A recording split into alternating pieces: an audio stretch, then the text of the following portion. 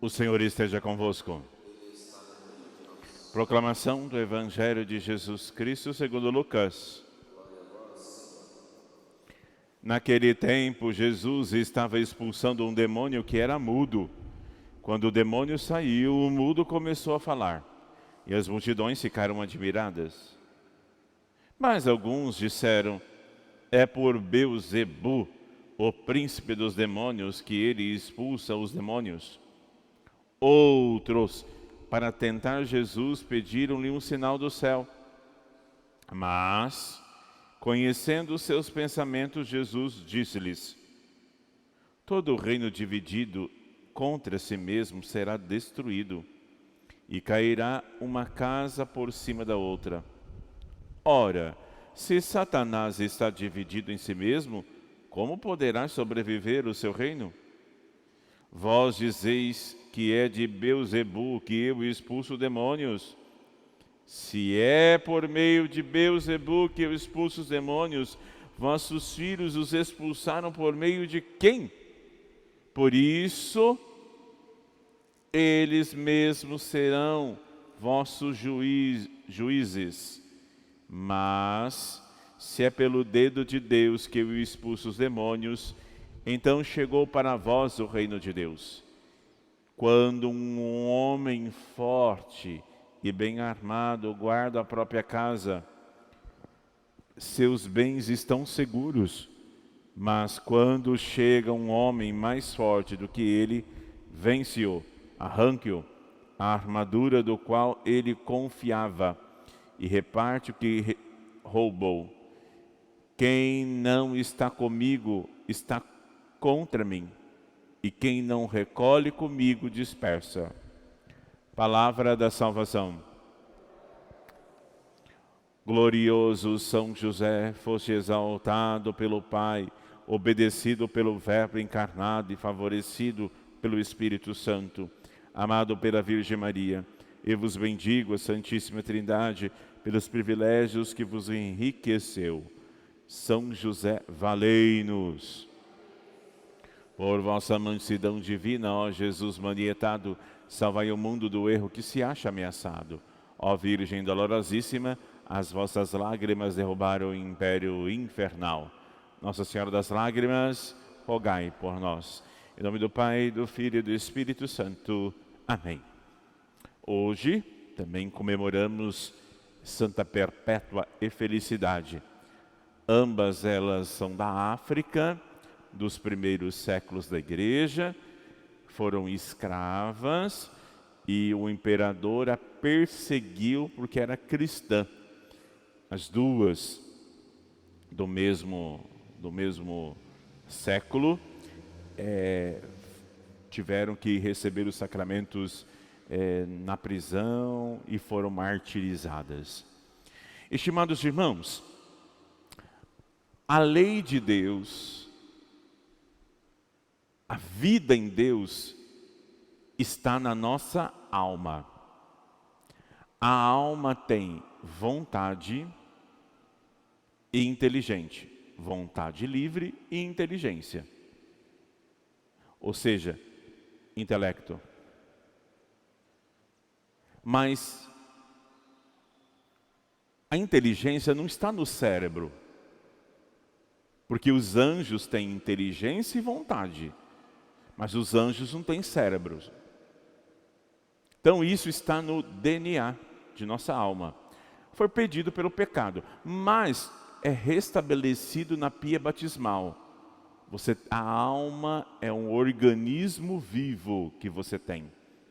E na nossa alma está impregnado o desejo por Deus e as leis naturais.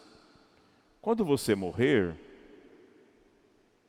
pelo pecado, isso foi quebrado. Você vai ter a sua inteligência e a sua vontade livre.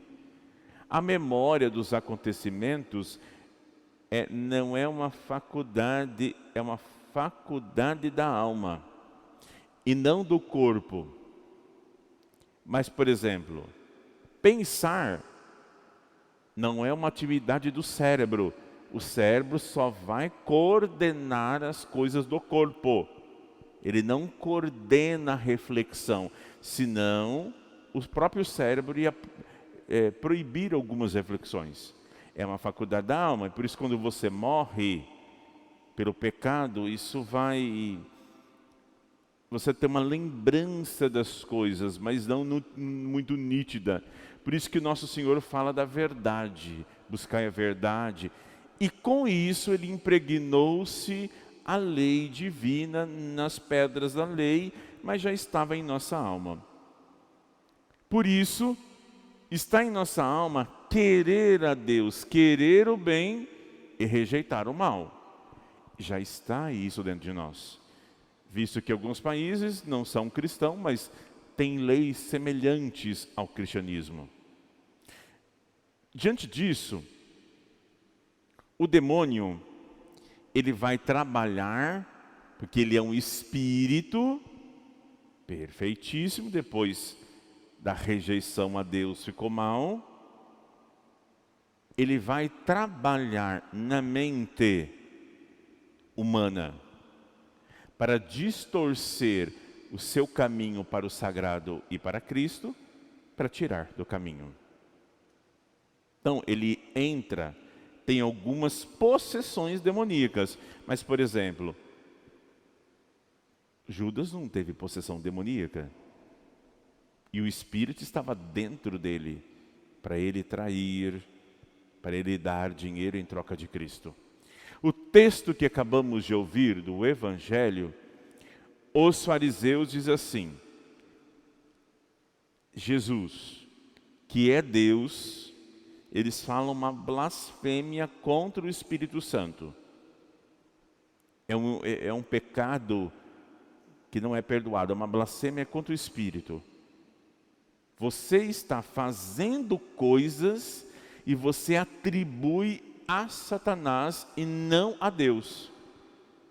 É um espírito mudo. Para os padres da igreja, um espírito mudo é quando você até reza, vem à missa, faz os sacramentos, e você não confessa que Jesus é o Senhor. Deus é um espírito, Deus é bom, mas não confessa. Segundo ponto, é não ter a humildade. Ele faz você soberbo, aí você tem dificuldade de confessar as suas misérias. Tem gente que vai à confissão e diz assim: nossa, esqueci, não lembro. Anota no papel, não, estava aqui, esqueci. É a própria tentação e divisão para você não confessar. Outra coisa, você sabe do valor da confissão e demora muito para confessar. É o espírito da mudez. Mudo. Ou o espírito de mudez é a mágoa, rancor, ressentimento. Você vai falando para um, vai falando para outro, e reclama, murmura, mas não chega na pessoa e fala o que tem que falar. Isso vai causando contenda. Mudo para Deus, que você não conversa com Deus, você vai falando para todo mundo. Você murmura, para as pessoas ter dó de você, para as pessoas ter piedade. Isso é autopiedade, para ter dó de você. E você não é boa, você não é bom. Com isso, não fala para Deus. Não fala no sacrário e não fala no confessionário.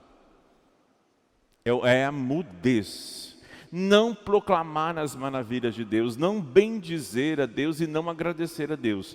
Murmurar, reclamar, falar com força as coisas ruins.